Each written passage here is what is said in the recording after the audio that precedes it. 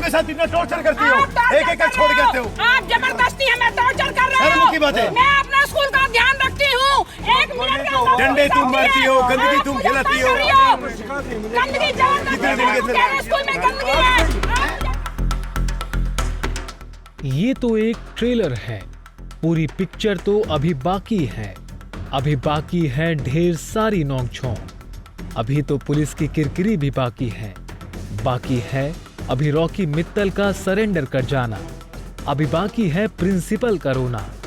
जी हां, दरअसल फरीदाबाद के एनआईटी में बने सरकारी गर्ल्स स्कूल में बीते दिन उस वक्त गर्मा गर्मी का माहौल बन गया जब एक और सुधार आयोग हरियाणा के प्रोजेक्ट डायरेक्टर के तौर पर रॉकी मित्तल स्कूल का दौरा करने पहुंचे। स्कूल में रॉकी के पहुंचते ही रॉकी का पहला मुकाबला सफाई को लेकर प्रिंसिपल से हुआ। और फिर क्या क्या हुआ आप खुद सुनिए। आपको तो सफाई व्यवस्था पे ध्यान दो, जो नहीं है। जो जगह कूड़े के ढेर लगे हैं ना, आप कहते हैं रात पार्टी चली। सर जी, पार्टी का सामान कोई नहीं चली थी, ऐसे कहीं कूड़े के ढेर नहीं लगे। वो सुनो ना, कूड़ा कहीं गिर गया, अगर थोड़ा सा रखा है, थोड़ा कहीं डाल दिया, आप उनको इतने सुनो 6 एकड़ में आपको एक बाल्टी कूड़ा कहीं पड़ा मिल गया, आप ये बोलेंगे एक काम करो, सारे स्कूल की ना इन्वेस्टिगेशन करा दो मीडिया से। मेरे स्कूल से आपको पता लग जाएगा कि कितनी सफाई है सर जी स्कूल में। एक बताओ, सरकारी ऑफिस ये क्या है? मेरा जिम्मे जिस अधिकारी को कहते हैं उस अधिकारी को कहना अपने घर में पहले देख ले। मेरे स्कूल में दिमाग मिला तो अपनी कुर्सी के नीचे दिमाग देख ले। मैं इतना काम करती हूँ स्कूल के लिए, ये इसका मेरा जिम्मे। इससे ज्यादा मिट्टी तो मेरे घर में मिल जाएगी। मैं तो साफ साफ ये चीज कह रही हूँ। Very good. आप अच्छी आप ना स्वच्छता को अच्छा बढ़ावा दे रही हो। जिससे ज्यादा आपके घर में मिट्टी है, मेरे घर में नहीं, सड़क है, ये सड़क। कमरों में जाके देखिए, आपको एक भी दाना मिल जाए तो। दिन रात ये हमारे पास पीएन तक नहीं है। ये जमादार बेचारा घर का काम, बाहर का काम, सारा काम करता रहता है। आप सरकार से ये चीजें लो। पहले एक बंदा शाम को 6 बजे गया, सवेरे से लगा पड़ा है झाड़ू में, 2 कमरे में लगा तो मेरी कमर बोल जाएगी। वो भी तो एक इंसान है। फिर उसके ऊपर मैं उंगली उठाऊं? एक जगह कूड़ा मिला है, बच्चा कर ही रहा है ना। पूरे मैदान में घूम के देखें क्या हो गया। अभी सवेरे आए, सारे बच्चे पढ़ा रहे, सारी टीचर पेपर ले रही है। ये पेपरों के दिन है, बच्चों की पढ़ाई का टाइम है। नहीं, ये चीज थोड़ा कि सारे शहर की लड़कों की गुंडागर्दी मेरे स्कूल के उसमें फीड हो ना। तो मेरी लड़कियां ऐसी गंदी हैं ना ही इनके। वो बाहर कहीं होता तो कोई नहीं, मैं भी बाहर निकल जाऊंगी तो एक लड़का मुझे भी सीटी मार रहा था बाहर। साफ सी बात है। हाँ। लड़कियों के साथ इतना टॉर्चर करती हो, एक एक कर छोड़ देते हो। आप जबरदस्ती हमें टॉर्चर कर रहे हो। की बात है। मैं अपना स्कूल का ध्यान रखती हूँ। एक मिनट के अंदर डंडे तुम मारती हो, गंदगी तुम खिलाती हो। गंदगी जबरदस्ती स्कूल में गंदगी है, आप मुझे टॉर्चर कर रहे हो। मनचले नहीं मिलेंगे आसपास। पहले यहाँ राउंड मारते हैं। ये बताओ, ये स्कूल है तो है ना सरकारी? पुलिस तो घुसती रहती है।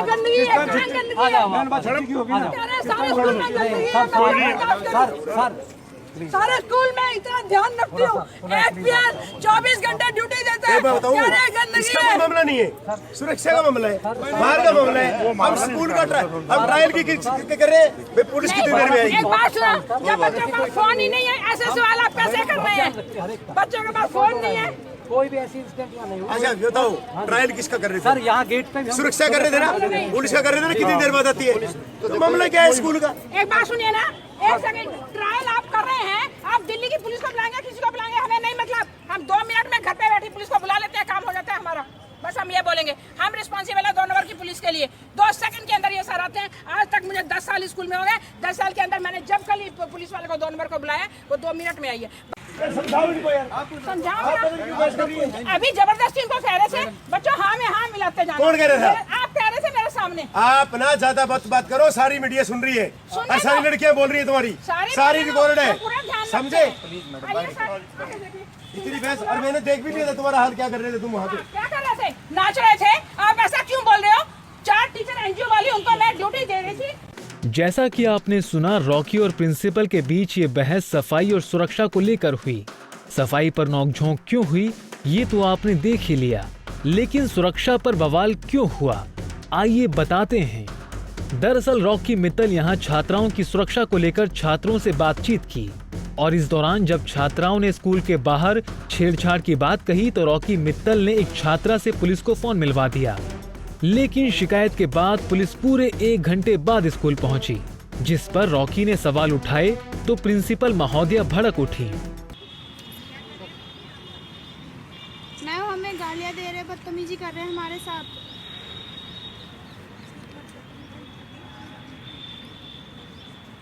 हेलो, आप बताओ, हो जाएगी?